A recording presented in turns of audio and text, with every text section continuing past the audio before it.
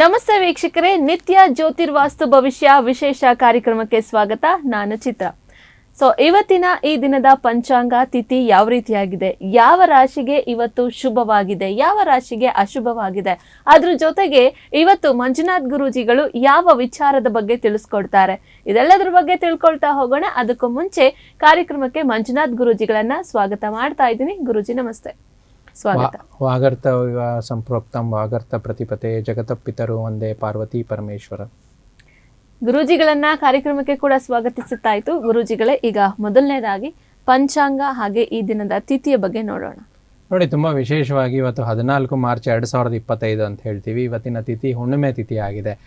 ಈ ಒಂದು ತಿಥಿಯ ವಿಶೇಷ ಅಂತಂದರೆ ನಮ್ಮ ಒಂದು ಹೋಳಿ ಹಬ್ಬ ಅಂತ ಹೇಳ್ತೀವಿ, ಹೋಳಿ ಹುಣ್ಣಿಮೆ ಅಂತ ಹೇಳ್ತೀವಿ. ಇದಕ್ಕೆ ಬೇರೆ ಬೇರೆ ಒಂದು ಆಚಾರ ವಿಚಾರಗಳನ್ನು, ಹೋಳಿ ಹಬ್ಬವನ್ನು ಆಚರಿಸುವಂಥದ್ದು ಹುಣ್ಣಿಮೆ ದಿನದಾಗಿರುತ್ತೆ. ಕೆಲವೊಬ್ಬರು ಹುಣ್ಣಿಮೆ ಮರ್ದಿನವನ್ನು ಹೋಳಿ ಹಬ್ಬವನ್ನು ಆಚರಿಸುವಂಥದ್ದಾಗಿರುವಂಥದ್ದು. ಮತ್ತು ಇವತ್ತು ಶುಕ್ಲ ಪಕ್ಷ ಅಂತ ಹೇಳ್ತೀವಿ. ಉತ್ತರ ಫಾಲ್ಗುಣಿ ನಕ್ಷತ್ರ ವಿಶೇಷವಾಗಿರುವಂಥ ನಕ್ಷತ್ರ. ಇದು ಒಂದು ಸೂರ್ಯನ ನಕ್ಷತ್ರ ಆಗಿರುವಂಥದ್ದು. ಹೋಳಿ ಹಬ್ಬ ಸೂರ್ಯನ ನಕ್ಷತ್ರದಲ್ಲಿ ಬಂದಾಗ ದೇಶಕ್ಕೆ ಮತ್ತು ನಾಡಿಗೆ ಸುಭೀಕ್ಷವಾಗಿರುವಂಥದ್ದು. ಯಾಕಂದರೆ ಹೋಳಿ ಹಬ್ಬ ಅಂದರೆ ಒಂದು ಬಣ್ಣ ಬಣ್ಣದ ಹಬ್ಬ ಅಂತ ಹೇಳ್ತೀವಿ. ಆ ಒಂದು ತಿಥಿಯ ವಿಶೇಷ ಈ ಒಂದು ಹುಣ್ಣಿಮೆ ತಿಥಿಗೆ ಇದು ವಿಶೇಷವಾಗಿದೆ. ಶೂಲ ಯೋಗ ಮತ್ತು ವಾರ ಶುಕ್ರವಾರವಾಗಿದೆ ಮತ್ತು ಫಾಲ್ಗುಣ ಮಾಸ ಅಂತ ಹೇಳ್ತೀವಿ. ಇಲ್ಲಿ ನಾವು ನೋಡೋದಾದರೆ ಸೂರ್ಯೋದಯ ಬೆಂಗಳೂರಿನ ಕಾಲಮಾನದಲ್ಲಿ 6 ಗಂಟೆ 28 ನಿಮಿಷ ಬೆಳಗಿನ ಜಾವದಲ್ಲಿ ಮತ್ತು ಸೂರ್ಯಾಸ್ತ 6 ಗಂಟೆ 30 ನಿಮಿಷ ಬೆಂಗಳೂರಿನ ಒಂದು ಕಾಲಮಾನದಲ್ಲಿ ಆಗಿರುವಂಥದ್ದು ಈ ಒಂದು ದಿನದ ವಿಶೇಷ ಪಂಚಾಂಗವಾಗಿದೆ. ಗುರೂಜಿಗಳೇ, ಈಗ ಪಂಚಾಂಗವನ್ನ ತಿಳಿಸ್ಕೊಟ್ರಿ, ಹಾಗೆ ದ್ವಾದಶ ರಾಶಿಗಳ ಫಲಾಫಲಗಳನ್ನ ಕೂಡ ನೋಡ್ತಾ ಹೋಗೋಣ. ಯಾಕಂದ್ರೆ ನಮ್ಮ ವೀಕ್ಷಕರು ಕೂಡ ಕಾಯ್ತಾ ಇರ್ತಾರೆ.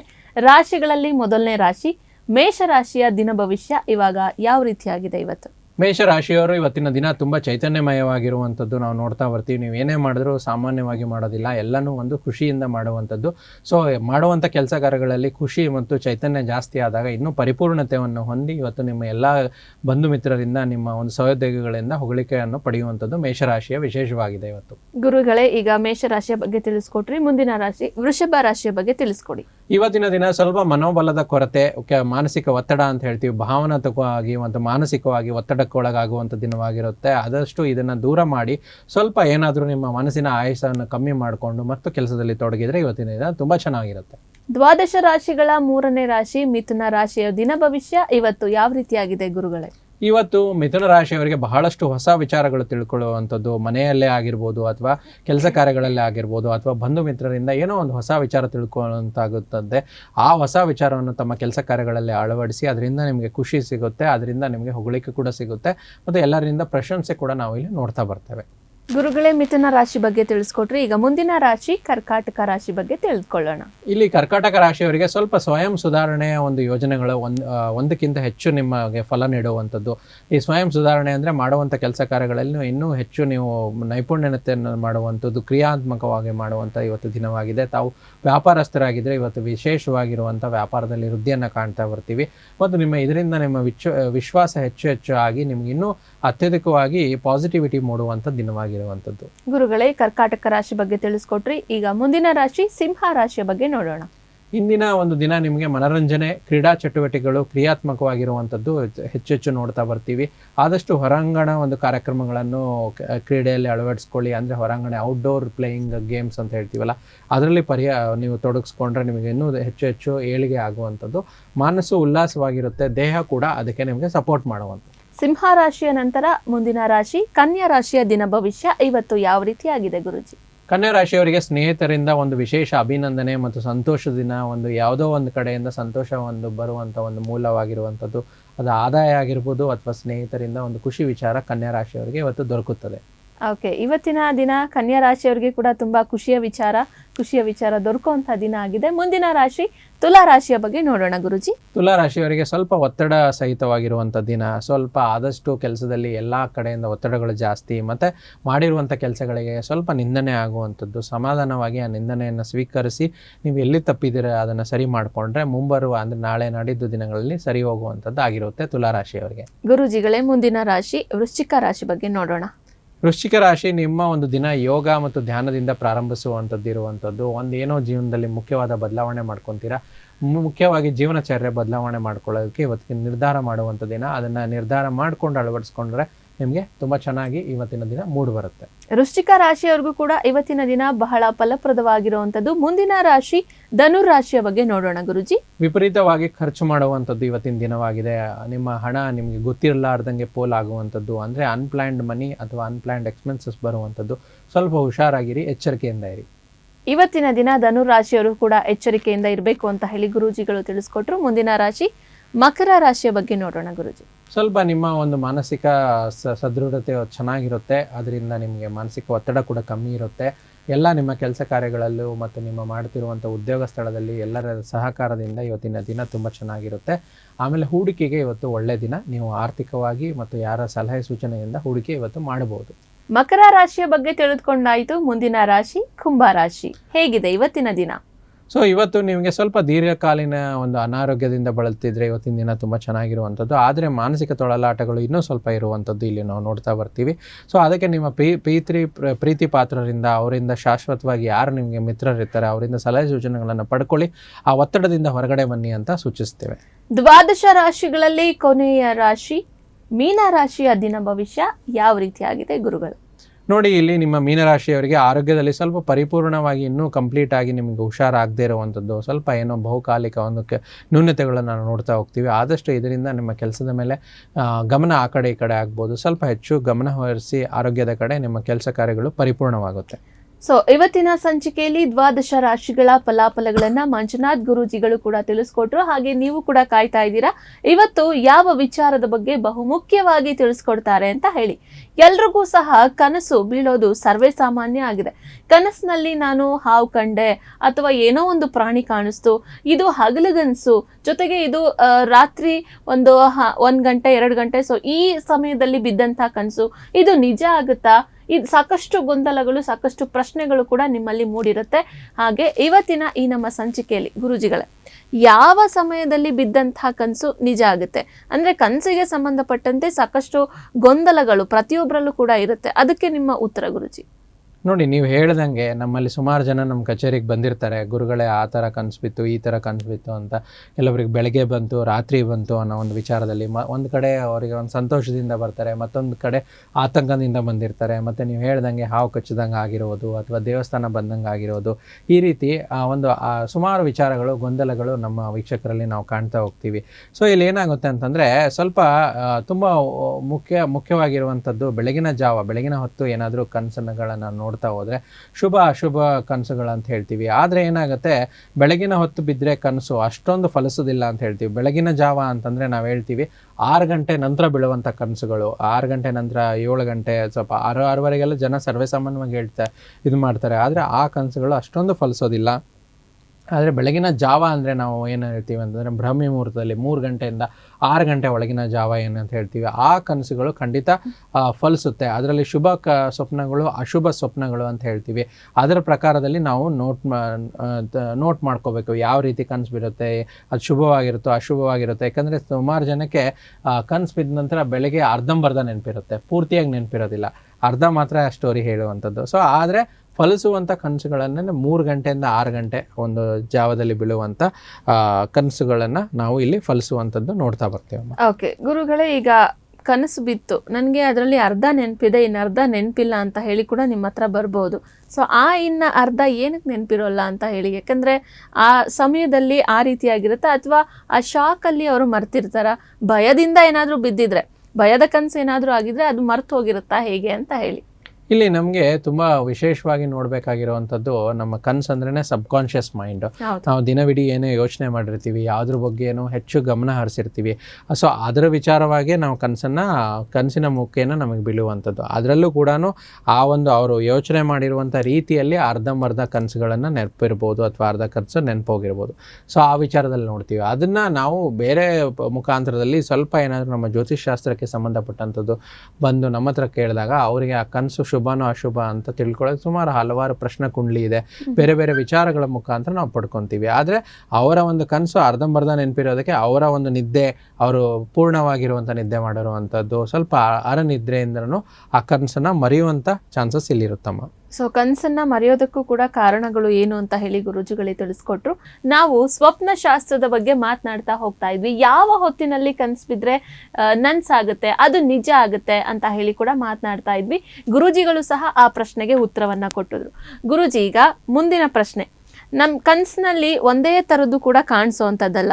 ಒಂದೊಂದು ರೀತಿಯಾಗಿ ಕೂಡ ಒಂದೊಂದು ವಸ್ತು ಕಾಣಿಸಿದ್ರೆ ಅಥವಾ ಏನೋ ಒಂದು ಪ್ರಾಣಿ ಕಾಣಿಸಿದ್ರೆ ಅದಕ್ಕೆ ಒಂದೊಂದು ಫಲಾಫಲಗಳು ಕೂಡ ಇರುತ್ತೆ. ಸೊ ಏನೇನು ಕಾಣಿಸಿದ್ರೆ ಶುಭ ಅಂತ ಹೇಳಿ ಸ್ವಪ್ನದಲ್ಲಿ? ನೋಡಿ, ಸ್ವಪ್ನದಲ್ಲಿ ಶುಭ ಸ್ವಪ್ನ ಅಂತ ಹೇಳ್ತೀವಿ. ಕೆಲವಾರು ವಿಚಾರಗಳು ಅಂದರೆ ಇದು ನಮಗೆ ಸ್ವಪ್ನಶಾಸ್ತ್ರಕ್ಕೆ ಕೆಲವೊಂದು ಪುಸ್ತಕ ಉಲ್ಲೇಖಗಳು ಕೂಡ ಇದೆ, ಮತ್ತು ಹಲವಾರು ನಮ್ಮ ಒಂದು ಯಾರು ನಮ್ಮ ಹತ್ರ ಬರುವಂಥ ಕ್ಲೈಂಟ್ಸ್ ಅವರ ಒಂದು ರೆಫರೆನ್ಸ್ ಕೂಡ ತಗೊಂಡಿರುವಂಥದ್ದು. ಆ ರಿಸರ್ಚ್ ಪ್ರಕಾರ ನೋಡೋದಾದರೆ ಇಲ್ಲಿ ಕನಸಿನಲ್ಲಿ ಒಂದು ಶ್ರೀ ಕ್ಷೇತ್ರದ ಒಂದು ದರ್ಶನ ಮಾಡ್ತಾ ಇದ್ದರೆ, ಅಥವಾ ನೀವು ಆ ಕ್ಷೇತ್ರಕ್ಕೆ ಒಂದು ಕಾಲ್ನಡಿಗೆಯಿಂದ ಹೋಗ್ತಾ ಇದ್ದರೆ, ಬೆಟ್ಟ ಹತ್ತಿ ಹೋಗ್ತಾ ಇದ್ದರೆ, ಆ ವಿಚಾರದಲ್ಲಿ ನೋಡುತ್ತಾದರೆ ಕನಸಿನಲ್ಲಿ ನೀವೇನಾದರೂ ದೇವರ ಪೂಜೆ ಮಾಡ್ತಾ ಇದ್ದರೆ ಇದು ನಿಮಗೆ ತುಂಬ ಒಳ್ಳೆಯ ವಿಚಾರ ಅಂತ ಹೇಳ್ತೀವಿ. ಇದರಿಂದ ಏನಾಗುತ್ತೆ, ಮುಂಬರುವ ತಾವು ಹೊಸ ನವ ದಂಪತಿಗಳಾಗಿದ್ದರೆ ಇದಿದ್ದರೆ, ಅಥವಾ ನಮ್ಮ ಮನೆಯಲ್ಲಿ ಒಂದು ಸಂತಾನ ಪ್ರಾಪ್ತಿ, ಮನೆಯಲ್ಲಿ ಒಂದು ಮಗುವಿನ ಜನನ ಆಗುವಂಥದ್ದು ಇಲ್ಲಿ ನಾವು ನೋಡ್ತಾ ಬರ್ತೀವಿ. ಮತ್ತು ಇಲ್ಲೇನಾಗುತ್ತೆ, ತುಂಬ ಶುಭಕರವಾಗಿರುವಂಥದ್ದು ಅರಿಶಿನ ಕುಂಕುಮ. ಈ ರೀತಿ ಕನಸಿನಲ್ಲಿ ನಾವು ಅರಿಶಿನ ಕುಂಕುಮನ ಕಂಡ್ರೆ, ಅಥವಾ ಒಂದು ಯಾವುದೋ ಒಂದು ತುಂಬ ಚೆನ್ನಾಗಿರುವಂಥ ಲಕ್ಷ್ಮೀ ಕಳೆ ಇರುವಂಥ ಒಂದು ಮುತ್ತೈದೆಯನ್ನು ನೋಡಿದ್ರೆ, ಅದೇ ರೀತಿ ನೀವೆಲ್ಲಾದರೂ ಹೋಗ್ತಾ ಇದ್ದಾಗ ಆ ಮುತ್ತೈದೆ ಎದುರುಗಡೆಯಿಂದ ಬರುವಂಥದ್ದು, ಅದೇ ಅವರು ಅಲಂಕಾರಿಕವಾಗಿ ಒಂದು ದೇವಸ್ಥಾನಕ್ಕೆ ಹೋಗ್ತಾ ಇರ್ಬೋದು, ಒಂದು ಶುಭ ಸಮಾರಂಭಗಳಿಗೆ ಹೋಗ್ತಾ ಇರ್ಬೋದು. ಅಂದರೆ ಕನಸಿನಲ್ಲಿ ಆ ರೀತಿ ನೀವು ಯಾವುದೋ ಒಂದು ಕಡೆಯಿಂದ ಹೋಗ್ತಾ ಇದ್ದೀರಾ, ನಡ್ಕೊಂಡು ಹೋಗ್ತಾ ಇದ್ದೀರಾ, ಕಾರಲ್ಲಿ ಹೋಗ್ತಾ ಇದ್ದೀರಾ, ಅಥವಾ ನೀವು ಯಾವುದೋ ಒಂದು ರೀತಿ ನೀವು ವಾಹನದಲ್ಲಿ ಹೋಗ್ತಾ ಇದ್ದೀರಾ, ಟೂ ವೀಲರಲ್ಲಿ ಹೋಗ್ತಾ ಇದ್ದೀರಾ, ಒಂದು ಮುತ್ತೈದೆ ಕಳೆ ಇರುವಂಥ ಒಂದು ಲಕ್ಷ್ಮೀ ಕಳೆ ಇರುವಂಥ ಹೆಣ್ಮಗಳು ಎದುರುಗಡೆ ಬಂದಾಗ ನಾವೇನು ಹೇಳ್ತೀವಿ ಅಂತಂದರೆ ತುಂಬ ಒಂದು ಒಳ್ಳೆಯ ಶುಭ ಕಾರ್ಯ ಅಂತ ಹೇಳ್ತೀವಿ. ಮನೇಲಿ ಏನೋ ಒಂದು ಶುಭ ಕಾರ್ಯ ಆಗುವಂಥದ್ದು, ಮನೆಯಲ್ಲಿ ಮದುವೆ ಮತ್ತು ಹೊಸ ಏನೋ ಒಂದು ಮಾತುಕತೆಗಳು, ಸಂಬಂಧಗಳು ಕೂಡುವಂಥದ್ದು ಈ ರೀತಿ ಆಗ್ತಾ ಬರುತ್ತೆ. ಇದು ಕೂಡ ಒಂದು ಶುಭ ಸಂಕೇತ ಅಂತ ಹೇಳ್ತೀವಿ.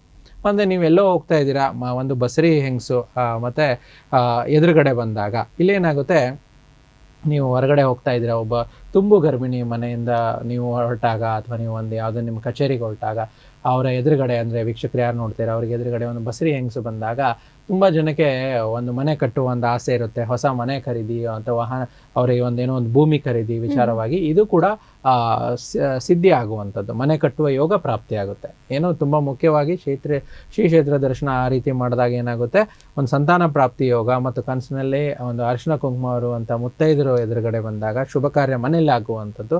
ಅದೇ ರೀತಿ ಬಸರಿ ಹೆಂಗಸು ಒಂದು ಎದುರುಗಡೆ ಬಂದಾಗ ತುಂಬ ಒಂದು ಮನೆ ಕಟ್ಟುವ ಯೋಗ ಪ್ರಾಪ್ತಿ ಆಗುವಂಥದ್ದು ನಾವು ನೋಡ್ತಾ ಬರ್ತೀವಿ. ಇದೆಲ್ಲ ಶುಭ ಒಂದು ಸಂಕೇತಗಳನ್ನ ನಾವು ಶುಭ ಸ್ವಪ್ನಗಳಲ್ಲಿ ನಾವು ನೋಡ್ತಾ ಬರ್ತೀವಮ್ಮ. ಓಕೆ ಗುರೂಜಿಗಳೇ, ಈಗ ಶುಭ ಸ್ವಪ್ನಗಳು ಯಾವ್ದ್ಯಾವ್ದು ಅಂತ ಹೇಳಿ ಕೂಡ ತಿಳಿಸ್ಕೊಟ್ರೆ, ಅಂದ್ರೆ ಶ್ರೀ ಕ್ಷೇತ್ರ ಬಂದ್ರೆ ಅಥವಾ ಅರಿಶಿನ ಕುಂಕುಮ ಬಂದ್ರೆ, ಜೊತೆಗೆ ಏನು ತುಂಬು ಗರ್ಭಿಣಿ ನಿಮ್ಮ ಕನಸಿನಲ್ಲಿ ಕೂಡ ನೀವೆಲ್ಲೋ ಹೋಗ್ಬೇಕಾದ್ರೆ ಎದುರುಗಡೆ ಕಾಣಿಸ್ಕೊಂಡ್ರೆ ಯಾವ ರೀತಿಯಾಗಿ ಫಲಾಫಲಗಳು ಸಿಗುತ್ತೆ ಅಂತ ಹೇಳಿ ಕೂಡ ತಿಳಿಸ್ಕೊಟ್ರೆ, ಇನ್ನು ಅಶುಭ ಸ್ವಪ್ನಗಳ ಬಗ್ಗೆ ಮಾತನಾಡೋದಾದ್ರೆ, ಇಂಥ ಕನಸು ಬೀಳ್ಬಾರ್ದು, ಸೊ ಕನಸಿನಲ್ಲಿ ಇದು ಕಾಣಿಸ್ಕೊಂಬಾರ್ದಾಗಿತ್ತು, ಅಯ್ಯೋ ಕಾಣಿಸ್ಕೊಂಡ್ಬಿಡ್ತಾ ಅಂತ ಹೇಳಿ ಕೆಲವ್ರು ಹೆದರ್ಸ್ಬಿಡುವಂತಹ ಒಂದು ಸಂದರ್ಭ ಕೂಡ ಬಂದ್ಬಿಡುತ್ತೆ. ಸೊ ಆ ರೀತಿಯಾದಂಥ ಅಶುಭ ಸ್ವಪ್ನಗಳು ಯಾವ್ದಾದ್ರು ಅಂತ?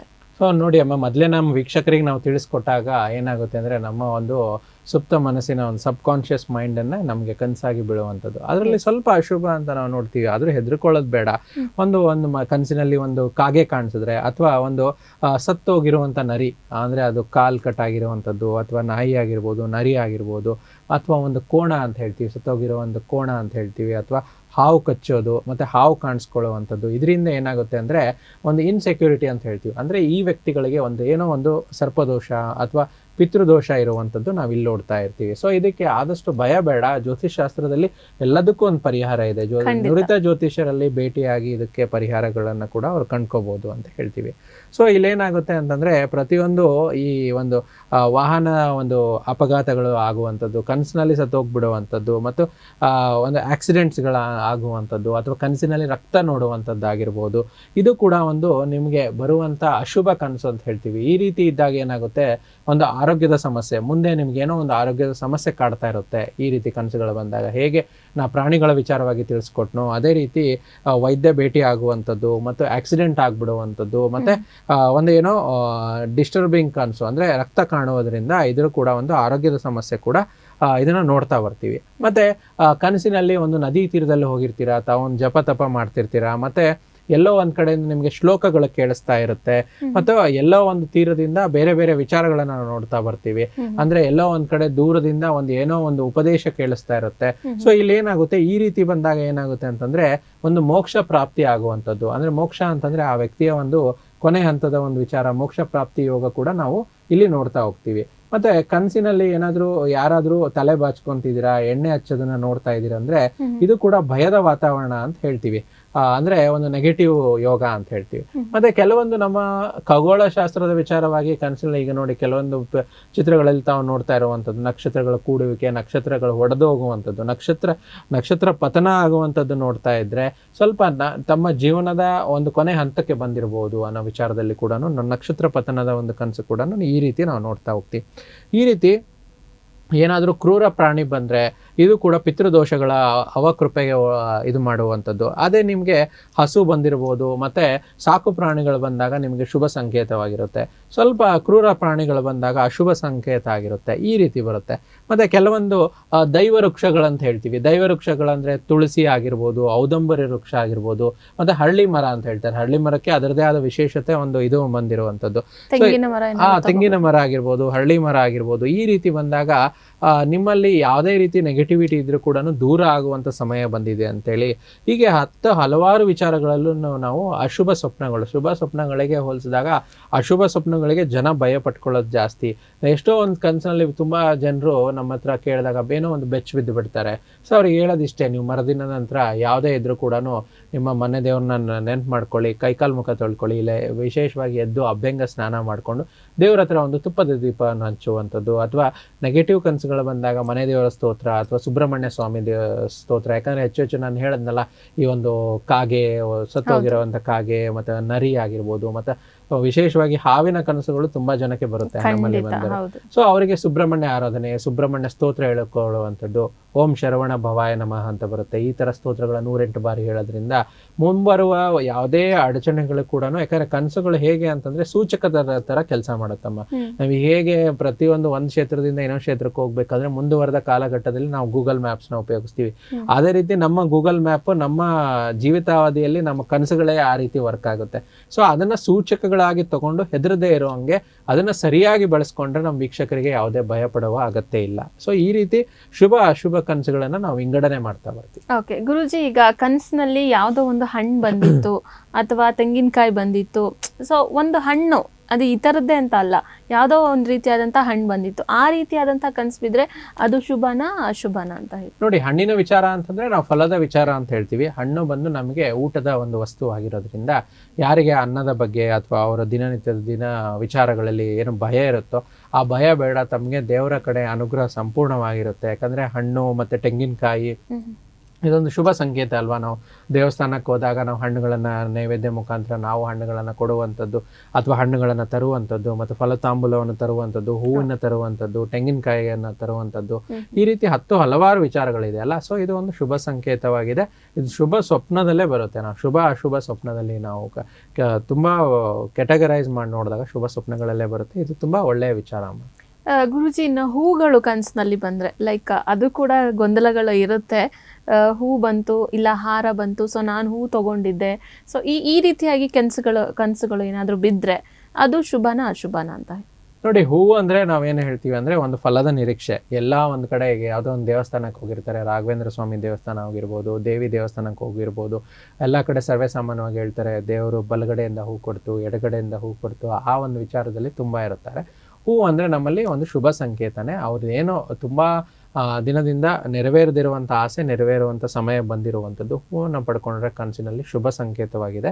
ಸೊ ಅದನ್ನು ಅವರು ಒಳ್ಳೆ ಪಾಸಿಟಿವ್ ಆಗಿ ಇದು ಮಾಡುವಂಥದ್ದು. ಅದೇ ರೀತಿ ಕೆಲವೊಂದು ಏನಾಗುತ್ತೆ, ಕೆಲವೊಂದು ಕನಸಿನಲ್ಲಿ ಈ ಹಸುವನ್ನು ದಾನ ಕೊಡುವಂಥದ್ದಾಗಿರ್ಬೋದು, ಅಥವಾ ಆನೆ ಬಂದಿರೋದಾಗಿರ್ಬೋದು. ಸೊ ಈ ರೀತಿ ಬೇರೆ ಬೇರೆ ಏನೋ ಒಂದು ಯೋಗ ಮತ್ತು ಯಾಗ ಯಜ್ಞಾದಿಗಳನ್ನು ಮಾಡುವಂಥದ್ದು, ಆ ರೀತಿ ಒಂದು ಇದು ಒಂದು ಕೇಳಿಸ್ಕೊಳ್ಳುವಂಥದ್ದು, ಏನೋ ಒಂದು ಮಂತ್ರಗಳನ್ನು ಕೇಳಿಸ್ಕೊಳ್ಳೋದ್ರಿಂದ ಏನಾಗುತ್ತೆ, ಮನೆಯಲ್ಲಿ ಎಲ್ಲೋ ಒಂದು ಶುಭ ಕಾರ್ಯಗಳು ನಡೀತಿರುತ್ತೆ. ಈ ರೀತಿ ಕೂಡ ನೀವು ಕೇಳಿದಂಗೆ ಹೂವಿನ ಜೊತೆನಲ್ಲಿ ಈ ಒಂದು ದಾನಗಳ ಒಂದು ವಿಚಾರ, ಮತ್ತೆ ಪ್ರಾಣಿಗಳ ವಿಚಾರ, ಮತ್ತೆ ಏನಂದ್ರೆ ಸಾಕು ಪ್ರಾಣಿಗಳು, ಮತ್ತೆ ನಮ್ಮ ಒಂದು ಹಸು ಆಗಿರ್ಬೋದು, ಮತ್ತೆ ಆನೆ ಆಗಿರ್ಬೋದು, ಇದು ಒಂದು ಒಳ್ಳೆಯ ಕನಸುಗಳಲ್ಲಿ, ಶುಭ ಕನಸುಗಳಲ್ಲಿ ನಾವು ನೋಡ್ತಾ ಬರ್ತೇವೆ. ಓಕೆ ಗುರೂಜಿಗಳೇ, ಈಗ ನಾವು ರಾತ್ರಿ ಹೊತ್ತು ನಿದ್ರಿಸುವಂತಹ ಟೈಮಲ್ಲಿ ಈ ರೀತಿಯಾದಂಥ ಅಂದರೆ ಕೆಲವರಿಗೆ ದಿನದಿಂದ ದಿನಕ್ಕೆ ಇನ್ನೂ ಕೆಟ್ಟ ಕನಸುಗಳು ಬೀಳೋದು ಜಾಸ್ತಿ ಆಗ್ತಾನೆ ಹೋಗ್ತಾ ಇರುತ್ತೆ. ಸೊ ಕೆಲವರು ಅದನ್ನು ನಂಬಲ್ಲ. ಸೊ ಹೀಗಿರಬೇಕಾದ್ರೆ ನಾವು ಮಲಗಬೇಕಾದ್ರೆ ಯಾವುದಾದ್ರೂ ಮಂತ್ರ ಅಥವಾ ಸ್ತೋತ್ರ ಪಠಣನ ಮಾಡಿದ್ರೆ ಕೆಟ್ಟ ಕನಸು ಅಥವಾ ಅಶುಭ ಸ್ವಪ್ನ ಅಂತ ಏನು ಹೇಳ್ತಾರೆ ಅದನ್ನು ಬೀಳೋದನ್ನು ತಡೆಗಟ್ಬೋದಾ ಅಂತ?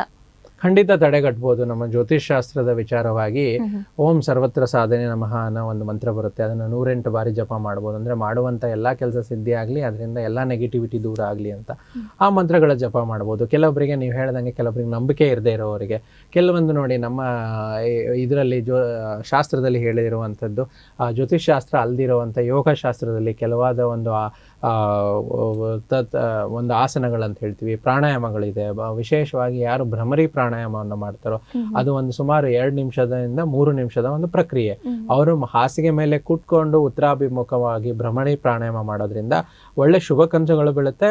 ಆಮೇಲೆ ಅವ್ರಿಗೆ ಕನಸೇ ಬೀಳ್ದಿರಂಗೆ ಒಂದು ಗಾಢ ನಿದ್ರೆಗೆ ಜಾರಬೇಕು ಅಂತ ಯಾರು ಇದು ಮಾಡ್ತಾರೋ ಈ ರೀತಿ ಮಂತ್ರಗಳ ಮುಖೇನ ಮಾಡೋರು ಓಂ ಸರ್ವತ್ರ ಸಾಧನೆ ನಮಃ ಅನ್ನೋ ಒಂದು ಮಂತ್ರಗಳನ್ನು ಹೇಳ್ಕೋಬೋದು. ಯಥೇಚ್ಛವಾಗಿ 12 ಬಾರಿ, 24 ಬಾರಿ ಅಥವಾ 108 ಬಾರಿ, ತಮಗೆ ಸಾಧ್ಯವಾದಷ್ಟು ಮಿನಿಮಮ್ 54 ಮಾಡಿದ್ರೆ ತುಂಬ ಚೆನ್ನಾಗಿರುತ್ತೆ. ಮ್ಯಾಕ್ಸಿಮಮ್ 108 ಬಾರಿ ಮಾಡ್ಬೋದು. ಮತ್ತು ಯಾರಿಗೆ ಸ್ವಲ್ಪ ನಂಬಿಕೆ ಕಮ್ಮಿ, ಮಂತ್ರಗಳು ಇಲ್ಲ ಅಂತ ಹೇಳ್ತಾರೋ ಅವ್ರ ವಿಚಾರವಾಗಿ ಈ ಒಂದು ಪ್ರಾಣಾಯಾಮಗಳನ್ನು ಮಾಡಿಕೊಂಡ್ರೆ ಚೆನ್ನಾಗಿರುತ್ತೆ. ಇಷ್ಟೊತ್ತು ಕೂಡ ಗುರೂಜಿಗಳು ನಮ್ಮ ಜೊತೆ ಇದ್ದು ಸ್ವಪ್ನ ಶಾಸ್ತ್ರದ ವಿಶೇಷತೆಗಳು, ಅದರ ಮಹತ್ವ, ಯಾವುದು ಅಶುಭ ಯಾವುದು ಶುಭ ಇದನ್ನು ಕೂಡ ತಿಳಿಸ್ಕೊಟ್ರು. ಗುರೂಜಿಗಳೇ, ನಿಮಗೆ ಧನ್ಯವಾದಗಳು. ಸರ್ವೇ ಜನೋ ಸುಖಿನೋ ಭವಂತು, ಸಮಸ್ತ ಸನ್ಮಂಗಳಾನಿ ಭವಂತು.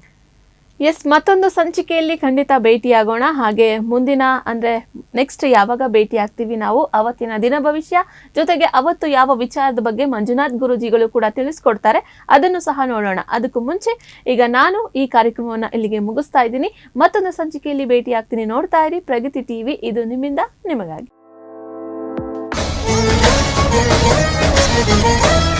Thank you.